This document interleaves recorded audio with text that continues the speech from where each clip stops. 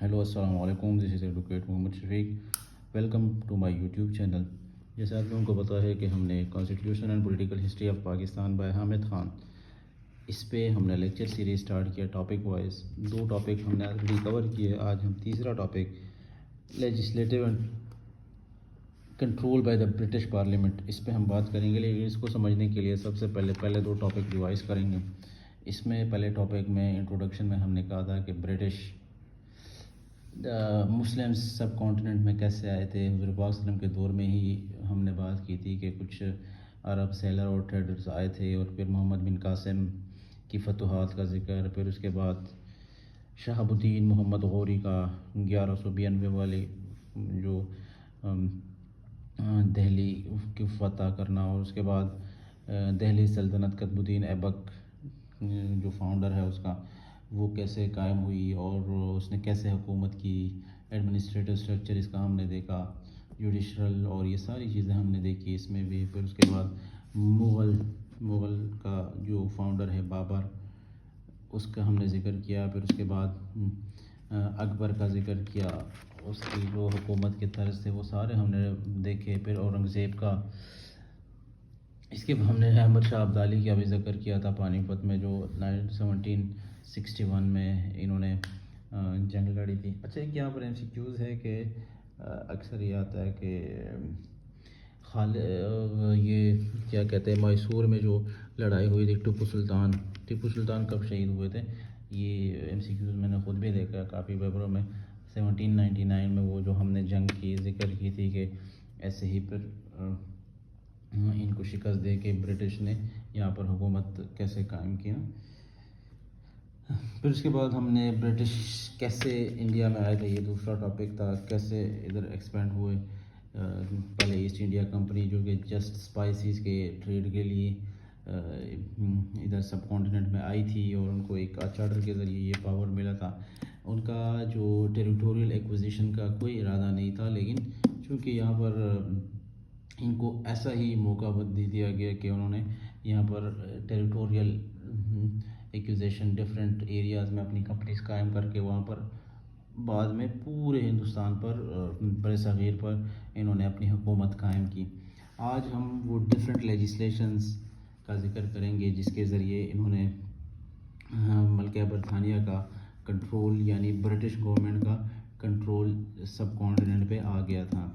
اس کو میں نے ایک چارٹ کے ذریعے ہی آپ لوگوں کو سمجھاؤں گا تاکہ آپ لوگوں کو سمجھنے اور یاد رکھنے میں آسانی ہوگی. اس میں ٹوٹل 10 پوائنٹس کے ساتھ میں نے اس کو ڈرا کیا ہے. سب سے جو پہلا پوائنٹ ہے وہ انٹروڈکشن میں یہی باتیں کی کہ ٹریڈنگ باڈی تھی ایسٹ انڈیا کمپنی. پھر اس کو ڈفرینٹ ٹیریٹریز میں انہوں نے اپنی کمپنیز قائم کی. پھر کراؤن کا کنٹرول کیسے آیا، اور یہ سیریز آف جو لاز اور ایکٹس تھی جو کہ 1858 تک قائم رہی. مطلب یہ شروع ہو کے 1858 تک یہ لاز بنتے رہے، اور 1858 کا جو ڈائریکٹ کنٹرول کراؤن کا آ گیا تھا وہ اس پہ بھی ہم نے بات کی تھی. اچھا، یہ شروع کرتے ہیں ہم اس کو. سب سے جو پہلا ایکٹ ہے ریگولیٹری ایکٹ 1773. یہ فرسٹ اسٹیپ تھا برٹش پارلیمنٹ کا to control the companies affair. یعنی کمپنی جب ایکسپینڈ ہوتی گئی تو برٹش پارلیمنٹ کو یہ لگا کہ اب اس کو ریگولیٹ کیسے کیا جائے. تو یہی ریگولیٹری ایکٹ جو کہ کمپنیز کو ریگولیٹ کرنے کے لیے، ایسٹ انڈیا کمپنی کو کے افیئرز کو ریگولیٹ کرنے کے لیے بنایا گیا تھا. اچھا، اس ایکٹ کے ذریعے ہی وارن ہیسٹنگز جو تھا اس کو فرسٹ گورنر جنرل بنا دیا گیا تھا، اور اس کے ذریعے ہی انہوں نے ایک سپریم کورٹ آف جوڈیکیچر جو کہ فورٹ ولیم کلکتہ میں ہے، وہاں پر ایک سپریم کورٹ آف جوڈیکیچر بھی بنایا گیا تھا. یہ پہلا سٹیپ تھا، لیکن اس میں کافی کنفیوژن تھی. اس ایکٹ میں کوئی کلیئرٹی نہیں تھی، جس کو کلیئر کرنے کے لیے یہ دوسرا امینڈنگ ایکٹ 1781، جس میں جو ڈیفیکٹس تھی 1773 میں، اس کو ختم کرنے کے لیے بنایا. لیکن یہ بھی فلی افیکٹو نہیں تھا. کافی چیزیں اس میں بہتر کر دی تھی لیکن فلی افیکٹو نہیں تھا. اچھا، یہ مین یہاں سے شروع ہوتا ہے کہ پٹ انڈیا ایکٹ 1784. اس میں ڈوئل کنٹرول سسٹم لایا گیا. اس میں کون سے ڈوئل کنٹرول؟ ایک بورڈ آف کنٹرول اور دوسرا court of directors. Court of directors جو کہ کمپنی کے انٹرنل تھے، اور بورڈ آف کنٹرولز وہ جو برٹش پارلیمنٹ یعنی برٹش گورنمنٹ کی طرف سے تھے. یہ دونوں اب ایسٹ انڈیا کمپنی کو چلانے کا مطلب یہ اس طرح پٹس ایکٹس کے تھرو یہ دونوں باڈیز بنی تاکہ یہ اس کو ریگولرائز کر سکے. اس میں کیا تھا کہ گورنر جنرل کا جو پوزیشن تھا وہ کافی مطلب وہ تھا کہ وہ گورنر جنرل جو تھا وہ دونوں باڈیز کو اکاؤنٹیبل ہوتا تھا، جس کی وجہ سے اس کی ایڈمنسٹریٹو اور وہ چیزیں کافی مشکل ہو گئی تھی. بعد میں پھر یہ آہستہ آہستہ اس میں بھی بہتری ہو گئی. پھر اس کے بعد جو 5واں پوائنٹ ہے اس میں ایکٹ آف 1786 اینڈ ڈکلیریٹری ایکٹ. اس میں کیا ہوا کہ کارنیویلس اور اس کو گورنر جنرل بنایا گیا اور اس کو commander in chief of the army بھی بنایا گیا نا. اور جو بورڈ آف کنٹرول جو کہ میں نے یہاں پر ذکر کیا اس کو سپریمیسی بھی دے دی گئی کمپنی کے معاملات میں بھی. اور اس میں یہ ہوا کہ یہ جو کورٹ آف ڈائریکٹرز ہیں ان کے ممبرز پہلے 24 تھے. 24 سے اگلے میں اس پوائنٹ میں ذکر کروں گا اس کا کہ 24 سے کیسے پھر وہ 18 میں آگے 18 میں، اور پھر یہ جو بورڈ آف کنٹرولز ہیں اس میں بھی ایڈیشن ہو گئی. اور 18 میں سے بھی جو 6 بندے ہیں وہ ڈائریکٹ ان کے ہوتے تھے برٹش گورنمنٹ کے. تو یہ جو تھا اب جو اس کے انڈر جو کونسلز تھی اس کو یہ جواب دینی تھا، اس کو وہ اور رائٹ کر سکتا تھا، اس کو یہ پاور دے دی گئی تھی. اس کے بعد چارٹر ایکٹس، یہ جو کچھ ایکٹس ہے چھوٹی چھوٹی، یہ 1793 1813 1833 1853. 1793 میں کیا ہو گیا تھا کہ گورنر جنرل کو امپاور کیا گیا تھا مدراس اور ممبئی کے جو ایریاز تھی اس میں وہ جو مطلب ایک تو گورنر جنرل اور ان کا جو لوکیلٹیز کے گورنر تھے ان کو بھی کہ ان کو جو انڈر ان کے کونسلز آتے ہیں ان کو وہ جواب دہ نہیں ہوتا تھا، اکاؤنٹیبل نہیں ہوتا تھا، وہ اس کو بائی پاس کر سکتے تھے. 1833 میں کیا ہوا کہ کراؤنز کی جو اتھارٹی تھی وہ فلی ڈکلیئر ہو گئی، اور جو انڈیا کے لیے سب کانٹیننٹ کے لیے لاس کی کوڈیفیکیشن بھی سٹارٹ ہو گئی اس چارٹر ایکٹس 1883 کے ذریعے.